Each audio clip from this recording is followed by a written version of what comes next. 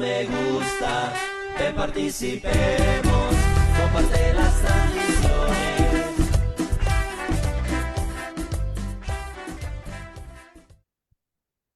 Buenos días, buenas tardes y muy buenas noches. Tengan todos ustedes que nos están sintonizando en la página del Frente Intercontinental, Ventana de la Lucha Popular Salvadoreña.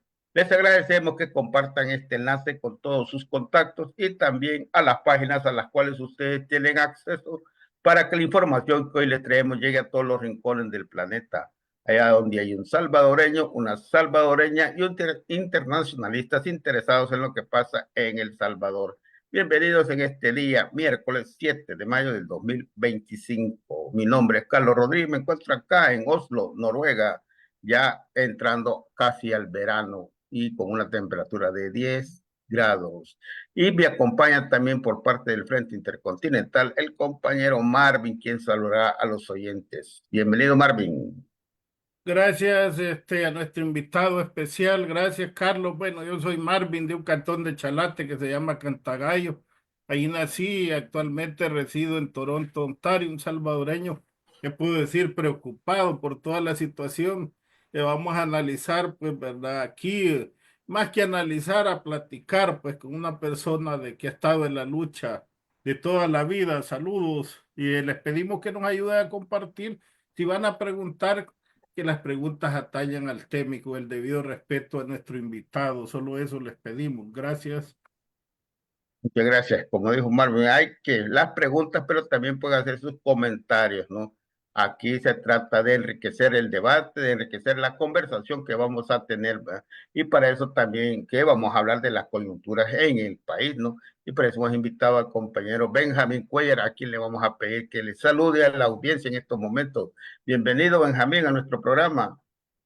Gracias por la invitación y un saludo a la audiencia. Así es que aquí estamos ya listos para conversar. Vamos a hablar realmente sobre lo que las coyunturas actuales del país en El Salvador. Hay muchas de las cuales han surgido últimamente, ¿no? Como es el tema del transporte, el tema de los chorros. Hay muchos temas. Si usted está interesado en algún otro, le dijimos que haga sus preguntas. Pero le voy a preguntar yo a Benjamín, ¿cuáles son de las coyunturas que tú consideras que ahorita son de mayor relevancia en El Salvador? Bueno, hay varias que se han venido sucediendo en sí, las dos últimas semanas anteriores, a partir de la visita de Bukele eh, a Washington. Yo tomaría eso como punto de partida, porque ahí es cuando se habla del tema de las cárceles en El Salvador, de los prisioneros. Y de ahí en adelante están las visitas de el senador y los congresistas estadounidenses que vinieron al país. Eh, bueno, lo ocurrido en la carretera que pasa por Los Chorros. eh, y el tema de las publicaciones del Faro, las tres entregas de entrevistas con dos integrantes del barrio 18 revolucionarios, así como las últimas declaraciones de Félix Ulloa, ¿verdad? O sea, todo tiene relación en cuanto a algo que yo creo que debería de empezar a observarse.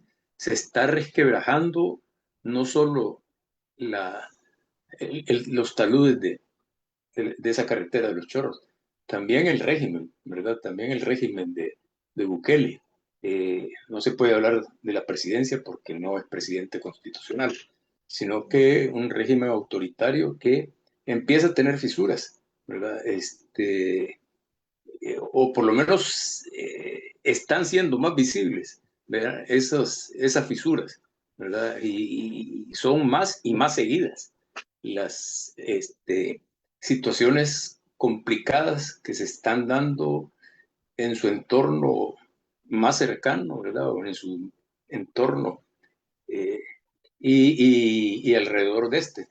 Entonces yo creo que el tiempo, que es una hora que vamos a estar conversando, no alcanza para tanto. Correcto, fíjate que con relación, bueno, si nosotros te pedimos, cómo ves la situación en general, digamos, comencemos porque tú has estado en esa área de los derechos humanos en El Salvador, hay Estado de Derecho, hay respeto mínimo, digamos, seamos honestos, nunca ha habido una cuestión 100%, pero ¿cómo ves la situación de los derechos humanos y el esquema de jurídico en este momento, el sistema de justicia, si vamos a hablar? Hay pesos, contrapesos en este momento. Si alguien es llevado a los tribunales, puede ser sujeto de un proceso relativamente decente. ¿Cómo ves tú esa evaluación? Y pueden ser respetados sus derechos humanos. Perdona la pregunta ingenua, pero como estamos para una audiencia que estamos fuera y algunos todavía creemos, pues, ¿verdad?, en Santa Claus. Bueno, yo creo que hay que partir de dónde venimos, ¿verdad? Y cómo es que estamos. Y de todos he sabido, toda la gente sabe, ¿verdad? Sería raro que no supiera que aquí en El Salvador hubo una guerra, ¿verdad? No fue guerra de guerrillas, sí hubo guerra de guerrillas, ¿verdad? Y hubo guerra sucia también por parte del terrorismo del Estado, pero también una guerra abierta, militar, ejército contra ejército, ¿verdad? Entonces, pero después de todo eso que se resolvió con acuerdos firmados entre las partes, eh, mejoraron algunas cosas. Para mí básicamente son dos las que quiero destacar. Primero, ya no hubo prácticas sistemáticas de graves violaciones de derechos humanos por razones políticas atribuidas al Estado. Bueno, y la guerrilla que entregó sus armas, eh, tampoco, también dejó de practicar violaciones de derechos humanos.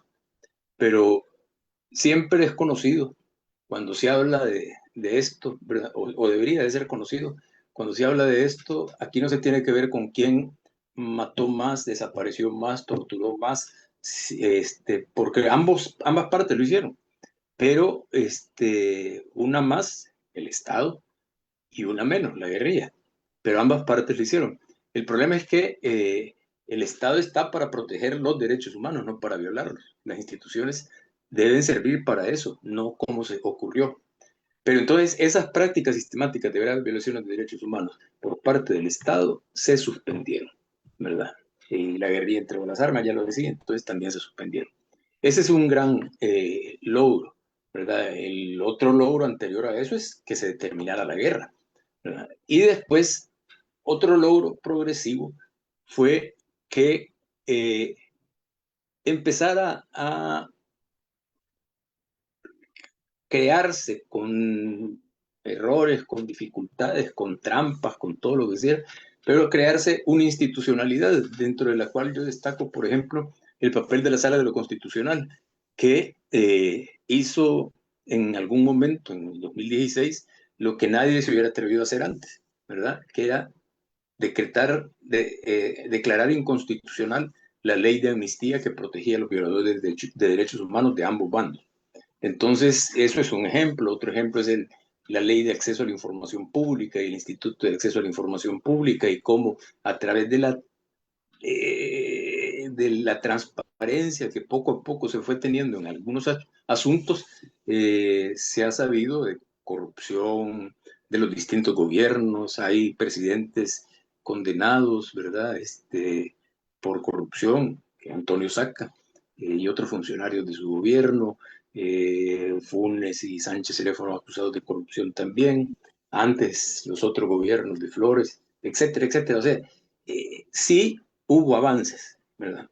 En materia de derechos humanos. Eh, Visto esto, yo creo que hay que hablar de los retrocesos que se ha tenido. Hablemos de las tres generaciones clásicas de derechos humanos que se reconocen internacionalmente. La primera generación es la de los derechos civiles y políticos. La segunda generación es la de los derechos económicos y sociales. La tercera generación es la de los derechos al medio ambiente sano, a la paz, o sea, los derechos más globales. Y entonces, empecemos por el primer grupo, derechos civiles y políticos. O sea, estamos ya superando o superado el tercer año de un régimen de excepción. O sea, eso es un retroceso eh, impresionante. Pero también ya están habiendo capturas por razones políticas, bueno, ya hubo capturas por razones políticas y hay gente que ha muerto detenida injustamente en los centros penitenciarios. Y se podría hablar más de esto, ¿verdad? O sea, el derecho a la libertad, a la vida y la seguridad. Y no estoy hablando de la seguridad exclusivamente del tema de las maras, sino que de seguridad jurídica, seguridad, otro tipo de seguridades que ya no existen en El Salvador.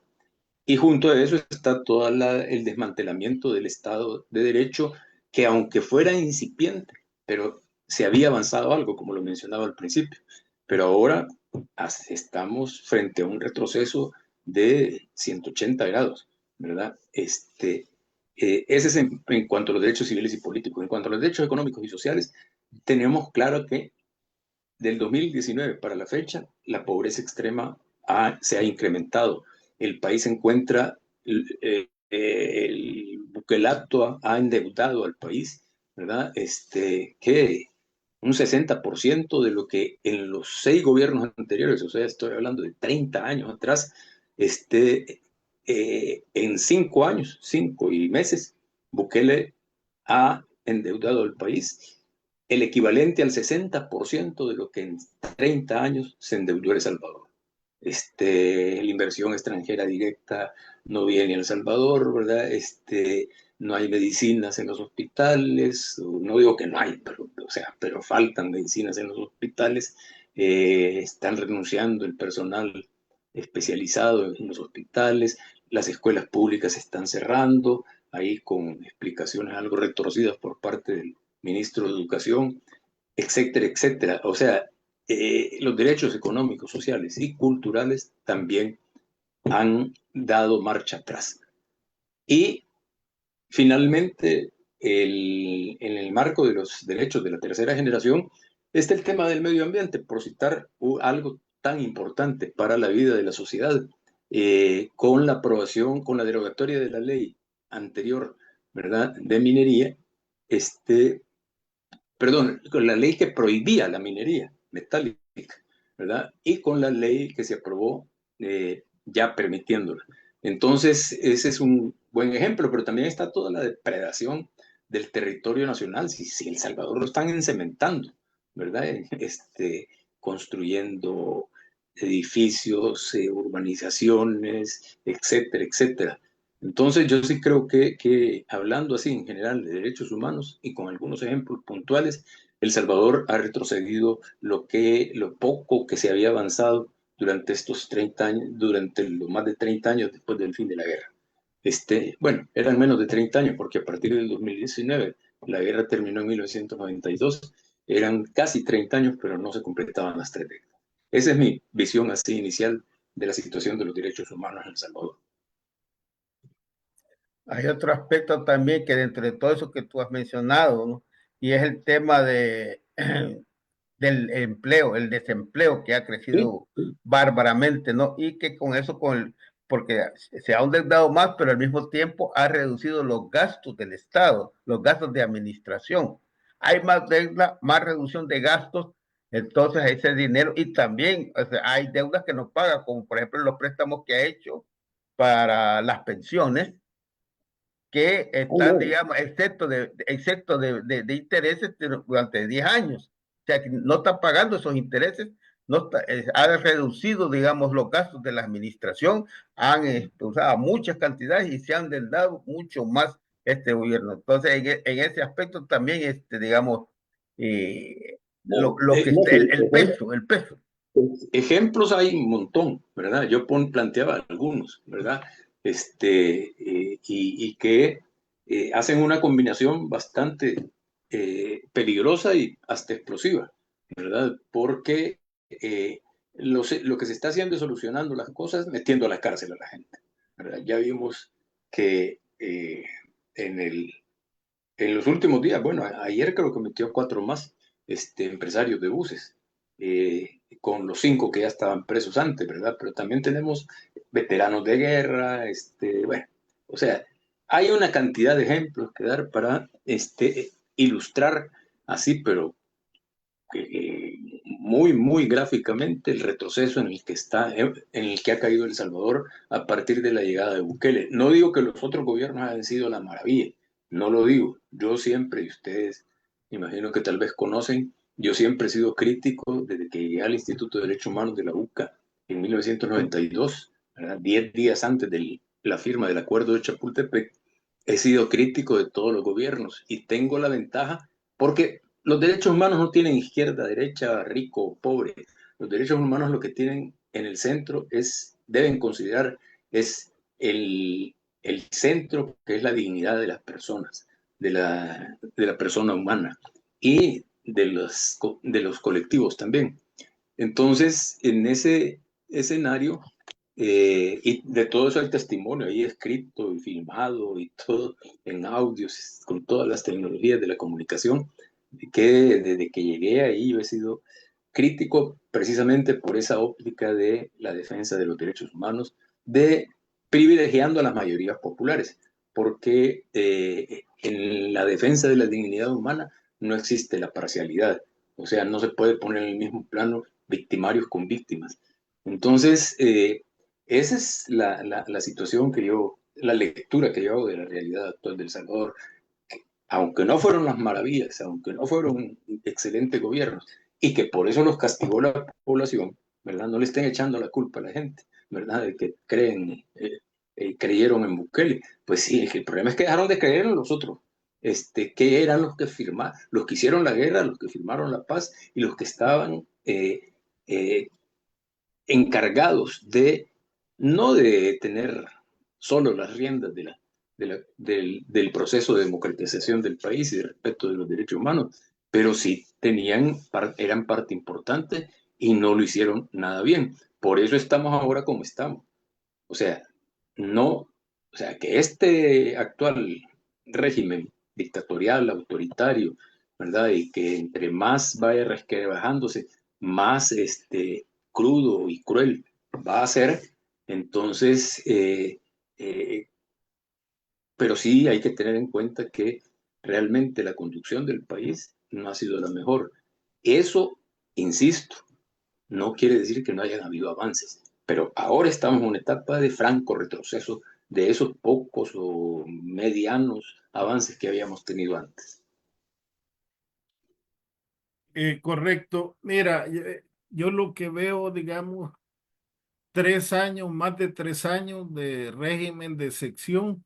Por un lado, unos hablan de 400, yo no tengo la cifra, pero pasa de 300 gente que ha muerto por diversas razones, entre una de ellas de que los han puesto, son cipotes que no tienen nada que ver con pandillas y los ponen en medio de 5 pandilleros. Pues no es que, no estoy diciendo que el custodio lo mató, pues sí, pero el custodio sabe que lo metió en medio de 5 pandilleros y otros, pero han habido 350 fallecidos dentro de los penales, muchos de ellos por garroteadas de custodio. Yo no veo, perdona mi ignorancia, no veo ningún custodio procesado, esa es una.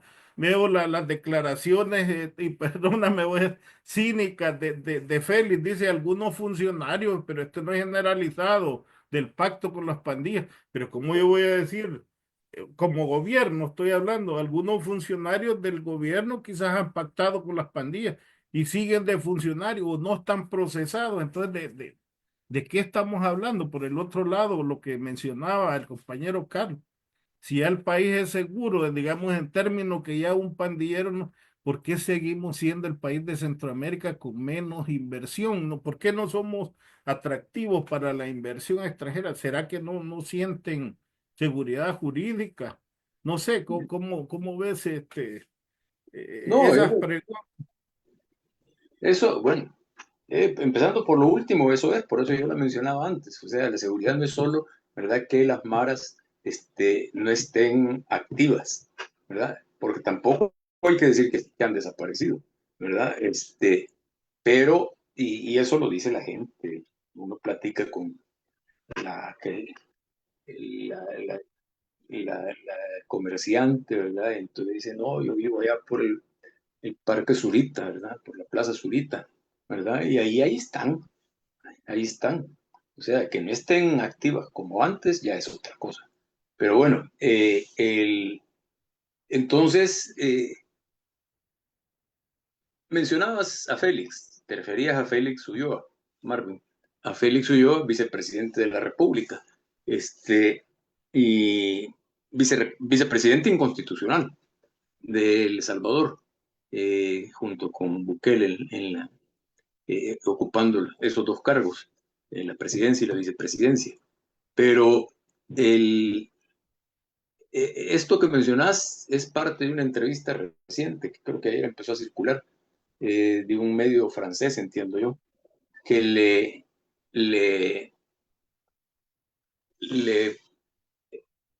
Félix Ulloa le declaró a ese medio francés dos cosas que son las que más destacan. Primero, eso que mencionabas, o sea,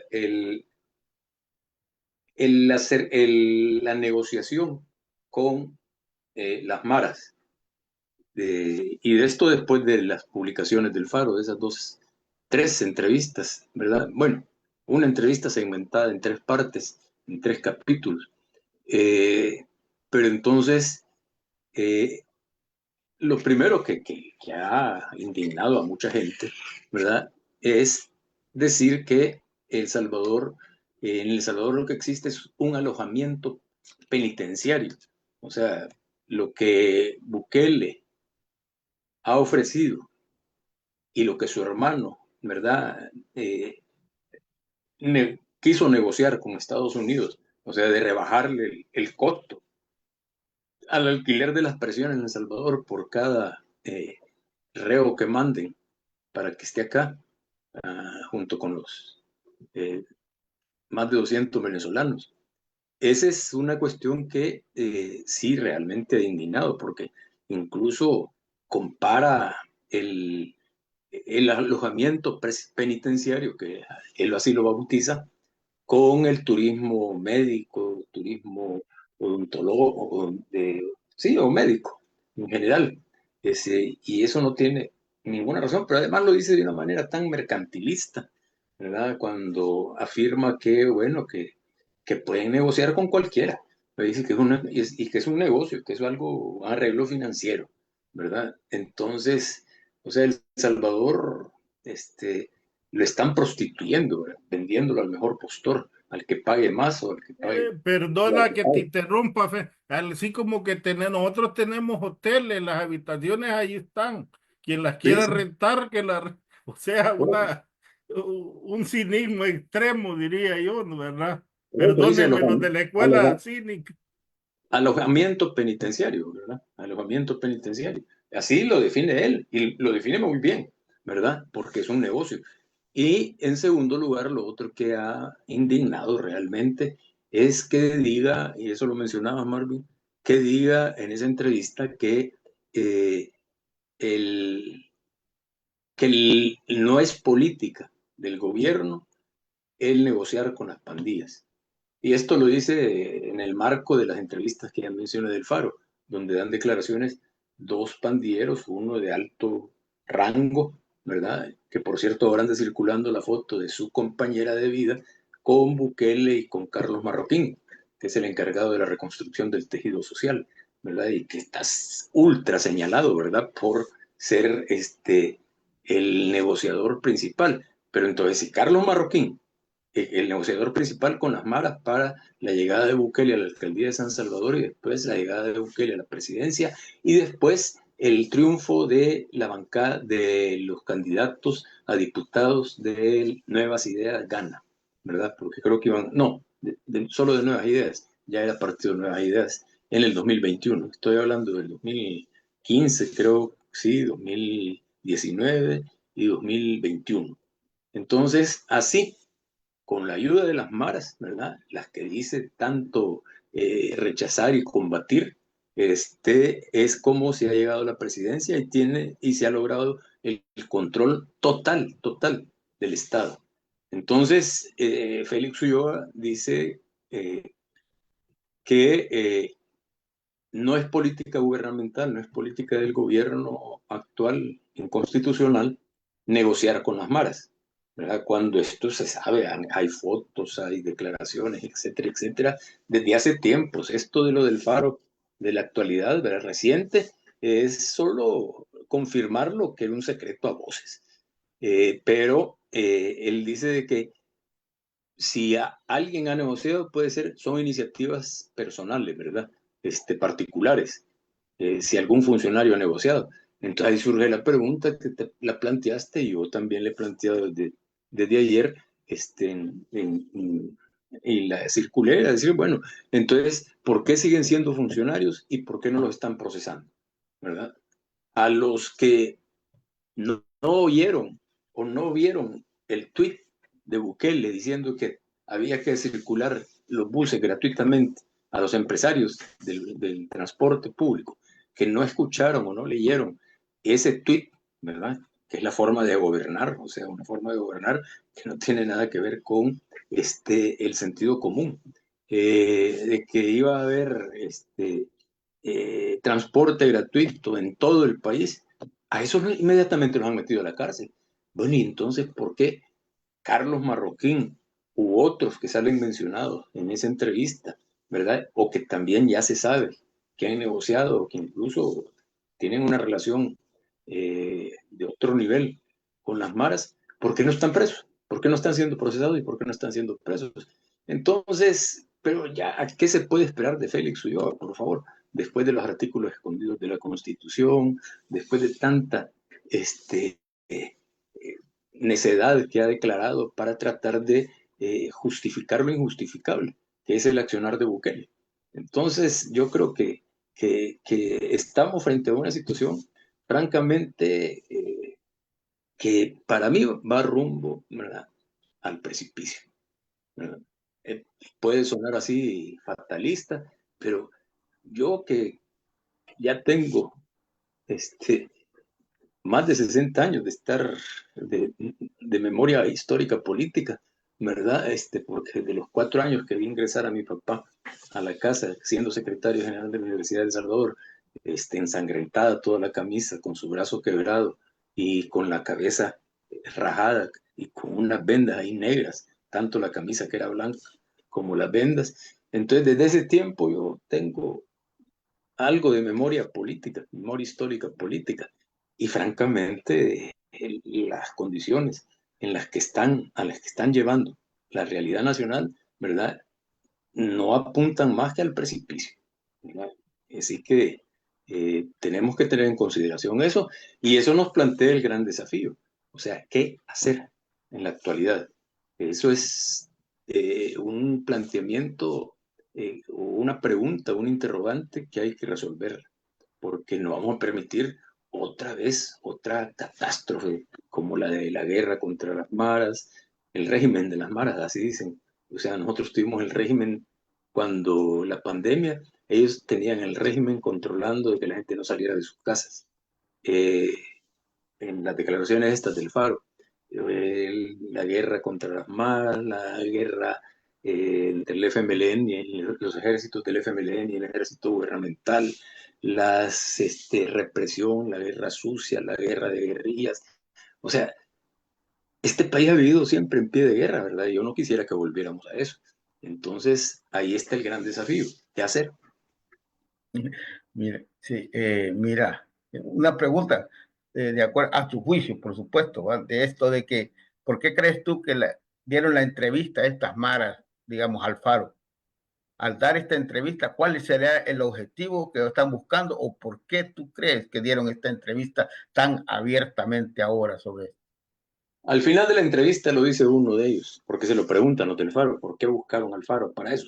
Y le dan 2 razones. Primero, porque el Faro ya había estado destapando todo el tema de las negociaciones con las maras, ¿verdad? Y había presentado algunas evidencias.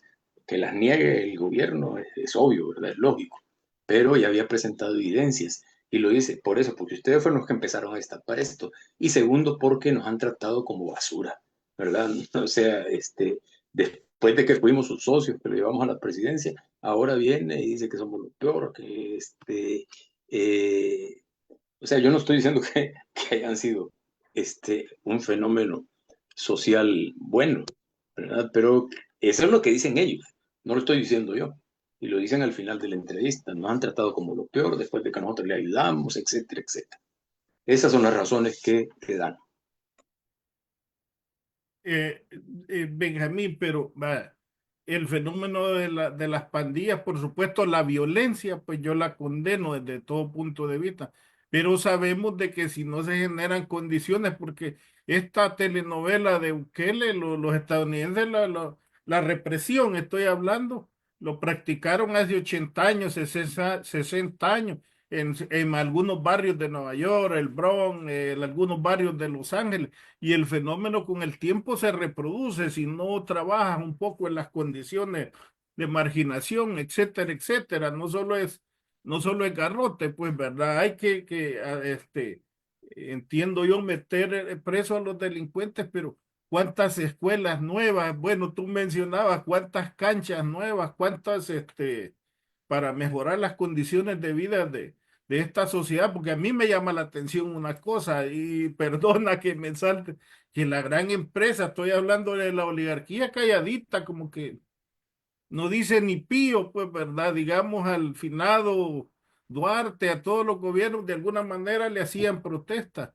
A este gobierno no creo que sea por miedo, sinceramente, porque la oligarquía al final siempre ha manejado a los militares y le dice, mira, hoy en la noche que hace golpe de estado a un grupo de militares, lo hacen y seamos honestos. Entonces, ¿será que están satisfechos con el programa de gobierno o no se sienten afectados? ¿Cuál es la?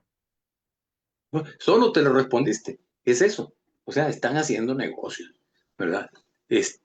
Yo sí creo que hay que aprender de la mafia italiana. La mafia italiana eh, hasta asesinaron a dos jueces, Falcone y el otro ahorita se me ha escapado el apellido, en un mismo año, ¿verdad? Los asesinaron con bombas. La esposa de Falcón iba con él en el carro, con su seguridad y murieron. O sea, a ese nivel se llegó. Pero dice la gente que conoce, ¿verdad? Ese fenómeno de la mafia italiana, que ahora es más peligrosa. ¿Por qué? Porque ya no se matan entre ellos, ¿verdad? Ni están matando jueces ni nada. Pero ahora es una mafia invisible, ¿verdad? Que está haciendo negocios con el Estado, ¿verdad? Y yo no estoy diciendo que la oligarquía famosa salvadoreña sea el equivalente a la mafia italiana, pero, o sea, el lucrarse de los recursos del Estado haciendo negocios, ¿verdad? Lavando dinero acá o en otros países. Y la gente está conocedora, italianos conocedores de eso, dicen que, pues sí, tiene que ver con el narcotráfico, con otras expresiones de crimen organizado. Entonces, yo no sé si la mutación de lo que está ocurriendo en El Salvador tenga que ver con eso, pero que mientras exista un gran sector de la población, sector mayoritario, ¿verdad? En condiciones como las que está mucha gente en el país y que se está grabando, por ejemplo, con la persecución del ambulantaje, el desalojo del centro histórico, las personas que están en la cárcel, ¿verdad? Encarceladas injustamente y que son las que proveen a sus familiares y que al salir de ahí, nadie, si es que algún día llegan a salir, nadie les va a dar trabajo. O sea, la situación contrario a lo que debiera de ser, ¿verdad? Que debería de ser buscar más oportunidades, más educación, más cultura, más salud, más empleo, etcétera, etcétera. Lo que está ocurriendo en El Salvador es lo contrario. Entonces, ¿qué es lo que se puede esperar? A que esa oligarquía se agrupe nuevamente, se enconche, o que la familia o el clan Bukele, ¿verdad?, quiera desplazar a alguna familia. Ya es clara y abierta la guerra o con Cristiani, con el grupo Cristiani, ¿verdad? Y en algún momento con Simán, ¿verdad? Bueno, al menos con una parte de los Simán, pero que ya no se ha oído mucho, ¿verdad? Pero el resto están haciendo negocios, pero también Bukele está haciendo negocios. Entonces, ¿qué irá a pasar cuando Bukele empiece a desplazar y hacer la guerra a otros grupos oligárquicos en El Salvador? O sea, hay un montón de flancos que están abiertos, ¿verdad? Que no, ninguno de estos, ¿verdad? De flancos de la realidad nacional, que ninguno de estos apuntan al bien común. Todos apuntan al mal común, que es el de las mayorías populares. Es el bien de las minorías privilegiadas. Eso es el proyecto del país que ahora se está impulsando todavía con mucha más fuerza que antes. Mira, volviendo a cuando dijiste lo del precipicio, que estamos al borde del precipicio. ¿Quién No, es que va? no al borde, porque entonces sería decir que ya el otro año esto está, no, que vamos camino al precipicio. Ya, entonces, sí, el gobierno, ¿verdad? En ese sentido. También acá a nivel internacional, el gobierno ha perdido bastante prestigio. Ya no es como estaba anteriormente, con toda su propaganda, que todo el mundo decía esto y lo otro. Ahora se le ha caído todo. Hoy ya su careta se ha abierto, va bastante. Internacionalmente está bastante aislado, por decirlo así, ¿no? Solo tiene a Trump, que es un buen aliado, y a Milei, ¿ya?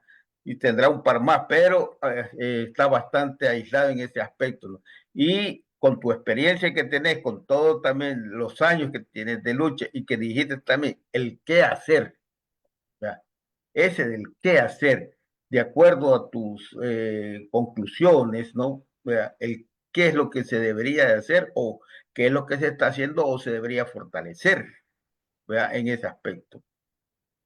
No, yo creo que lo que hay que hacer, lo que hace falta, ¿verdad? Es un proyecto, ¿verdad? Liderazgos nacidos desde la base, o sea, todo esto desde la base, ¿verdad?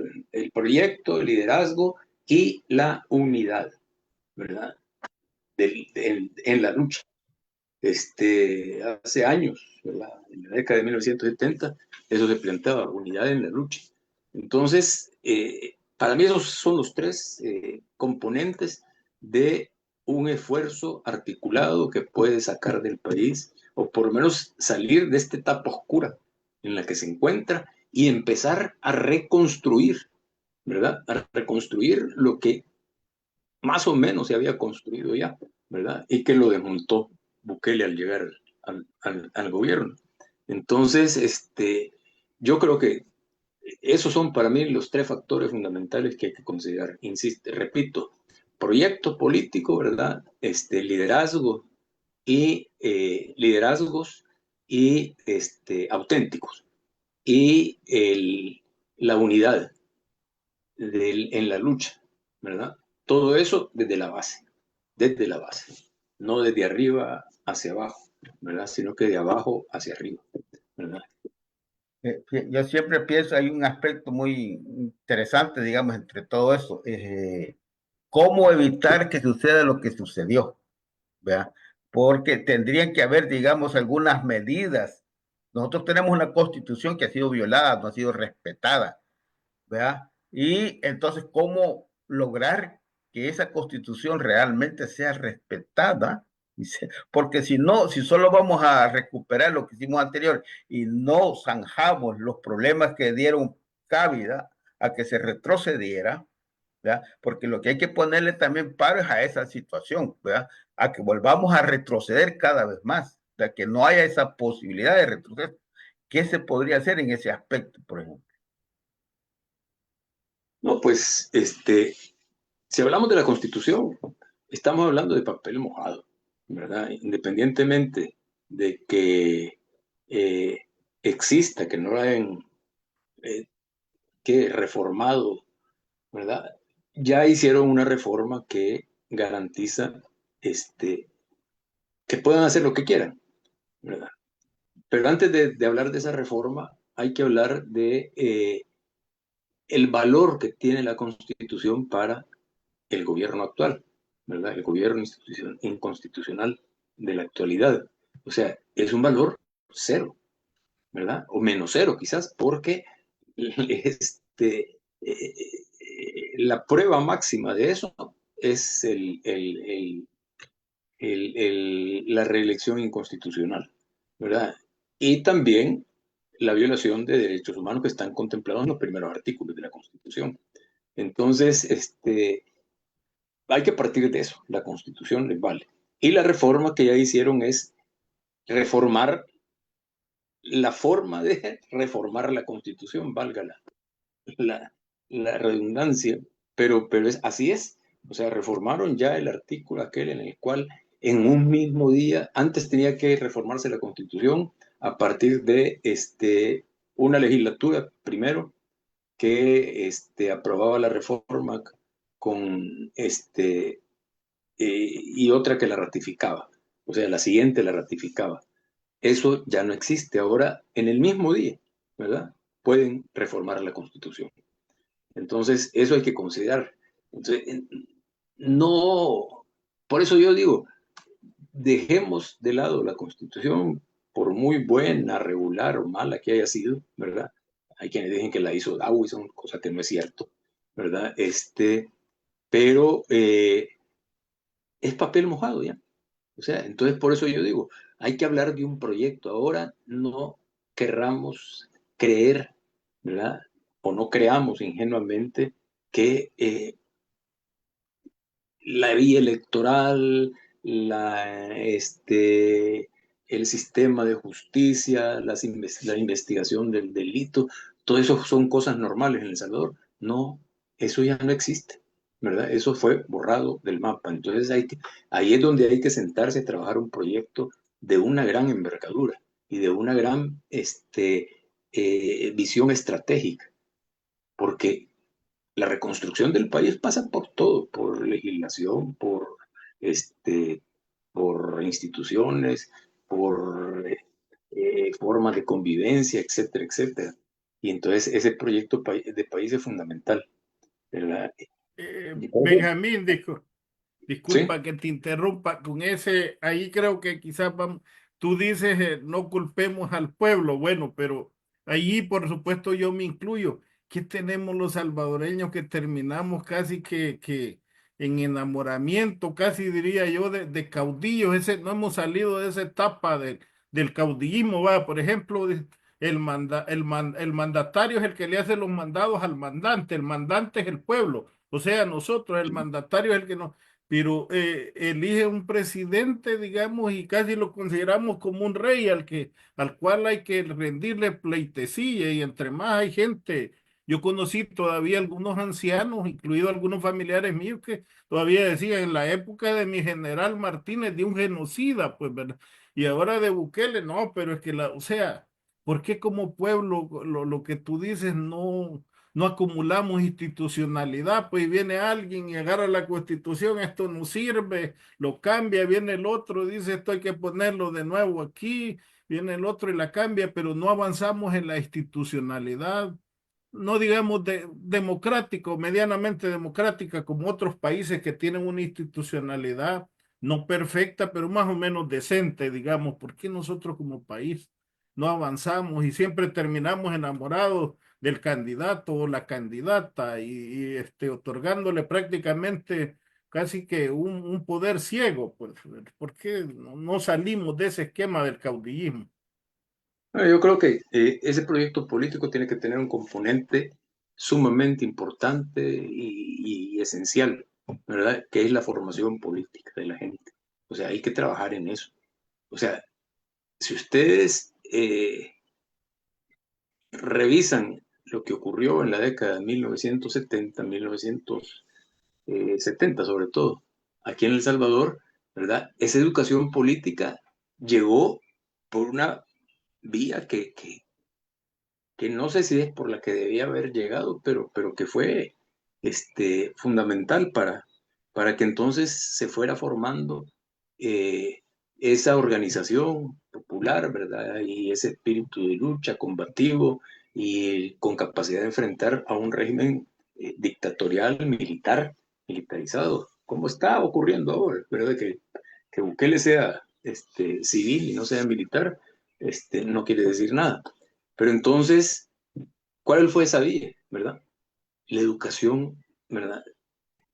Con documentos como los de Medellín, ¿verdad? O sea, en 1968 se realizó una conferencia episcopal latinoamericana en Medellín, Colombia, que fue la latinoamericanización del Concilio Vaticano II, que se había dado a principios de la década de 1960. Entonces, esos documentos de Medellín sirvieron mucho para la formación política de la gente. Ahora tenemos, además de esos documentos de Medellín, ¿verdad? Tenemos todas las enseñanzas del Papa Francisco, ¿verdad? Todas las homilías y los documentos de las cartas pastorales de Monseñor Romero. Y tenemos también instrumentos de derechos humanos que también deben servir para que la gente eh,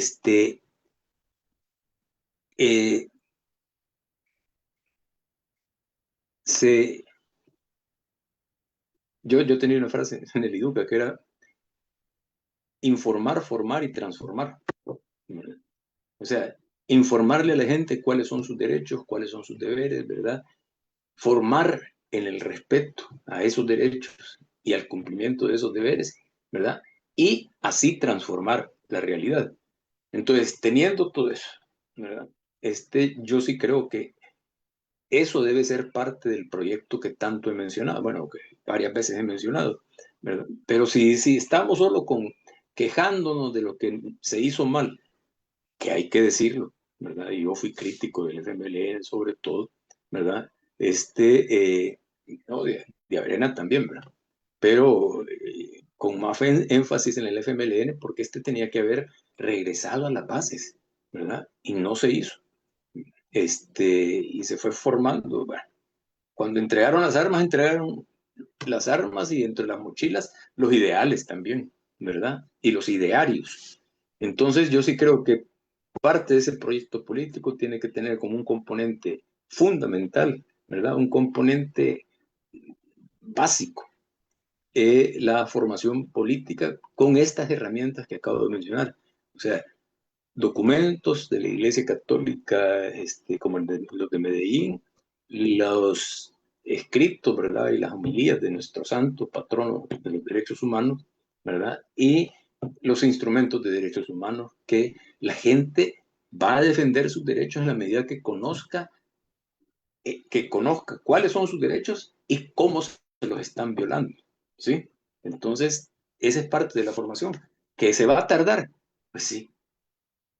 Y si vamos a llegar algún día a una solución definitiva, ¿verdad? O a una situación diferente a la que hemos vivido en toda nuestra historia, ¿verdad? Vale la pena tardarse, ¿verdad? Vale la pena.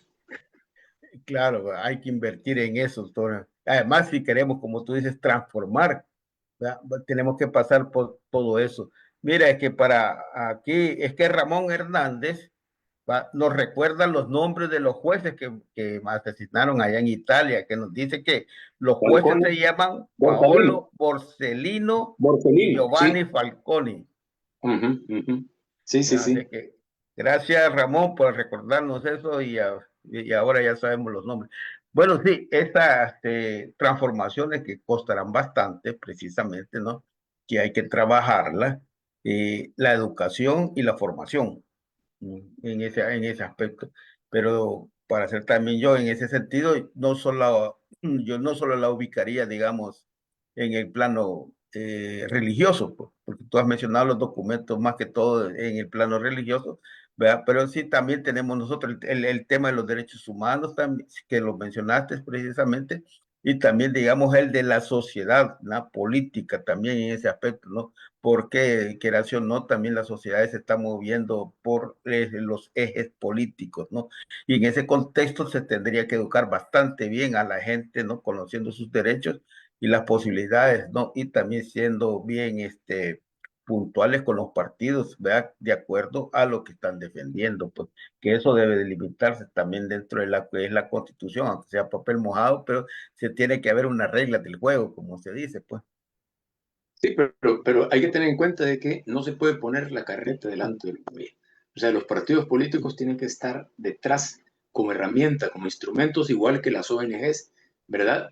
Para que jalemos como yunta, ¿verdad? Así bien amarrados, ¿verdad? Y bien juntos esa carreta. Pero las ONGs y los partidos políticos son herramientas, ¿verdad? No son las protagonistas, las entidades principales protagonistas, son herramientas. El principal protagonismo lo tiene que tener la gente que está jodida, ¿verdad? Y que no puede resignarse a vivir eternamente así, ¿verdad? Y cada vez peor. La pregunta es cómo nos creemos, digo, porque yo soy parte, cómo entendemos que el sujeto somos nosotros, el pueblo, pues, ¿verdad? Y los demás, como tú dices, son los instrumentos o los vehículos, pues, ¿verdad? Que están al servicio del pueblo. Porque tenemos charlatanes, vea, como el Conciliere, y que no lo mencionaste, yo lo voy a el Conciliere Ulloa, que la vez pasada, para la elección ilegal, hay unos artículos escondidos, ¿verdad? Casualmente los encontró y ahora justifica que casi dice, no, y que nosotros tenemos los hoteles ya, y nos quieren rentar las habitaciones, pues están a la orden, o sea, No, y pero por el otro lado, sí lo mencioné y lo sí, mencionaste. sí, O sí, sea, no, pero ¿cómo hacemos como pueblo, para entender, para no ser presa fácil, digo, de estos charlatanes, pues, ¿verdad? Que ahora se llama fulano y sutano, pero mañana pueden tener otros nombres, yo sé ese, que tú hablabas de la educación. ese proyecto del que yo hablo tiene que tener como un componente importante, además de la formación, la educación y la formación política, ¿verdad? A través de esas herramientas que ya mencioné, ¿verdad? Este debe tener una estrategia que se plantee lograr éxitos, ¿verdad? Y mandarle esa señal exitosa al resto de la población. O sea, yo eso lo viví en el Instituto de Derechos Humanos de la UCA. Yo no sé si ustedes se acordarán del caso de Ramón Mauricio García Prieto, el hijo asesinado en junio, perdón, de 1994 por un escuadrón de la muerte después de la guerra. Ese caso, ¿verdad? A mí me enseñó que la gente se va a motivar, ¿verdad? Y va a luchar por defender sus derechos si ve ejemplos de éxito de otra gente que está padeciendo una realidad igual o similar, ¿verdad? Pero que ese caso emblemático, como le dicen, ¿verdad? Es la lección que debe aprenderse.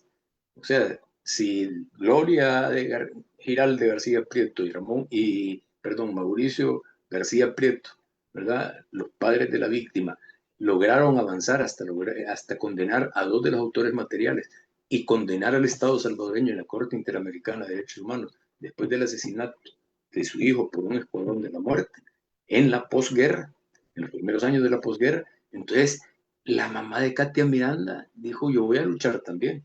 Y la mamá de Adriano Vilanova dijo, yo voy a luchar también. Y así les puedo poner una gran cantidad de casos, no solo de víctimas de asesinatos, ya sea por la policía o por particulares, sino también casos de negación de justicia, de empleo, de lucha por empleos.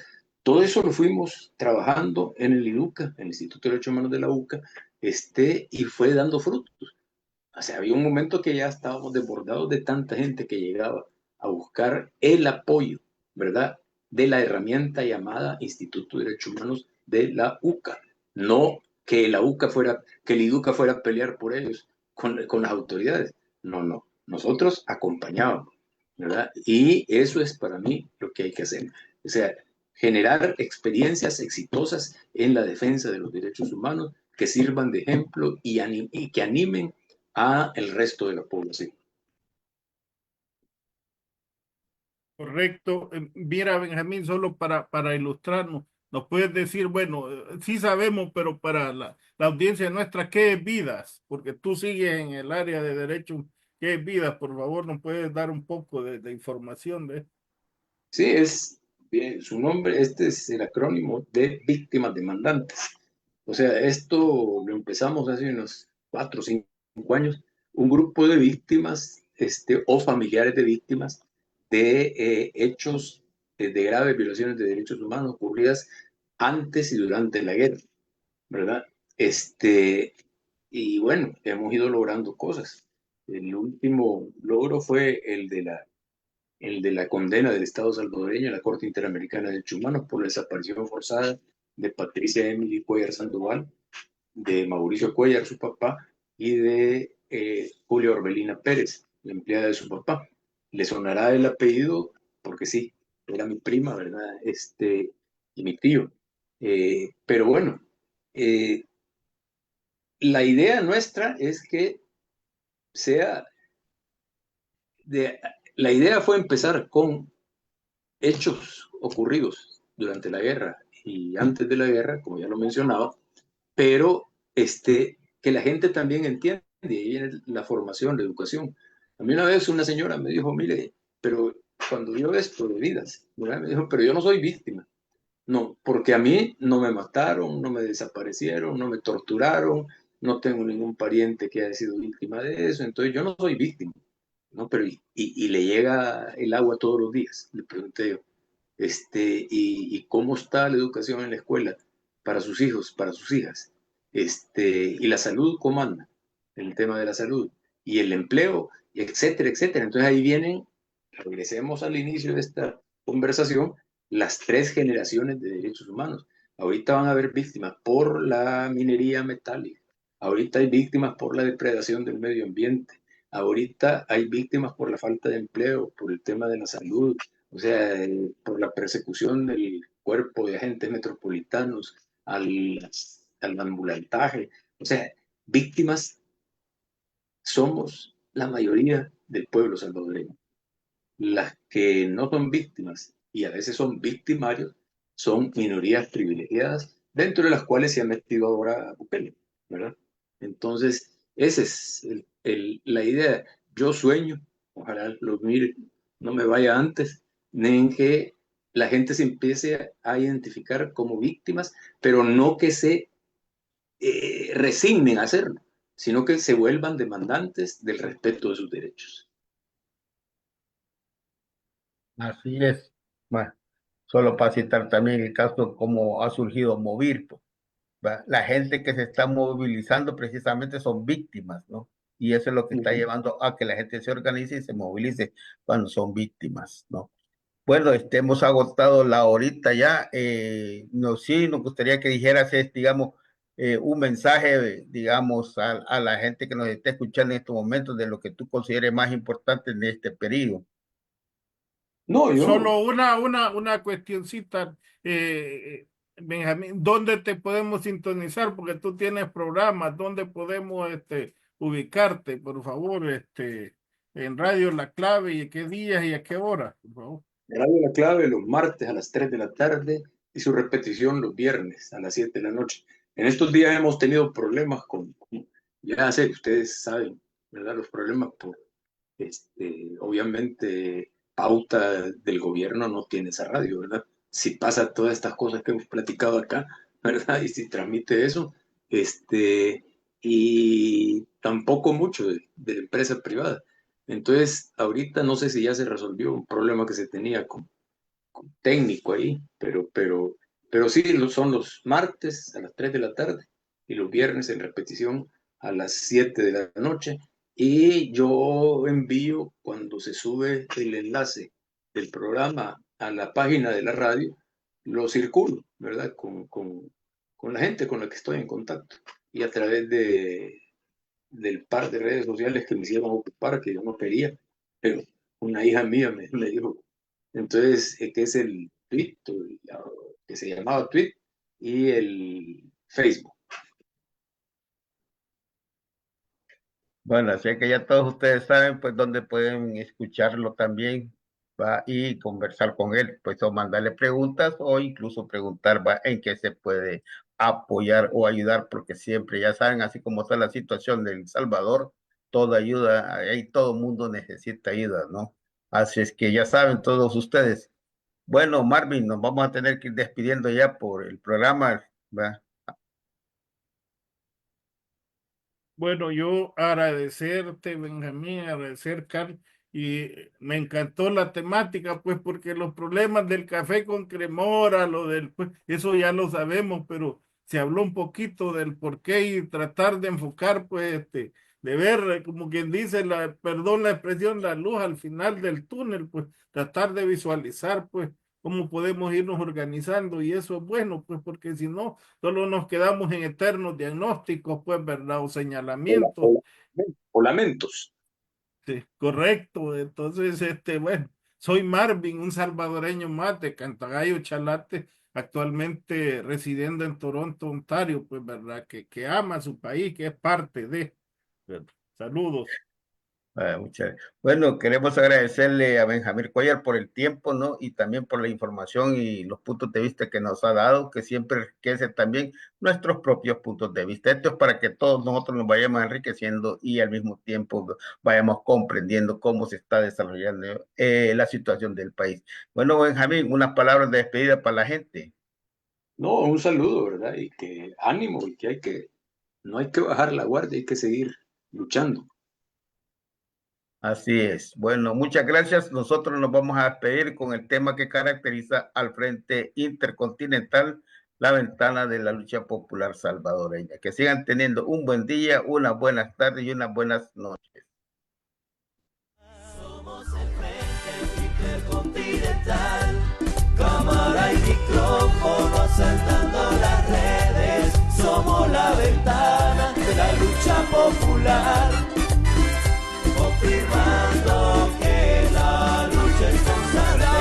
Frente Intercontinental, cámara y micrófono asaltando las redes. Somos la ventana de la lucha popular, confirmando que la lucha es constante. Danos un me gusta, que participemos, comparte las transmisiones.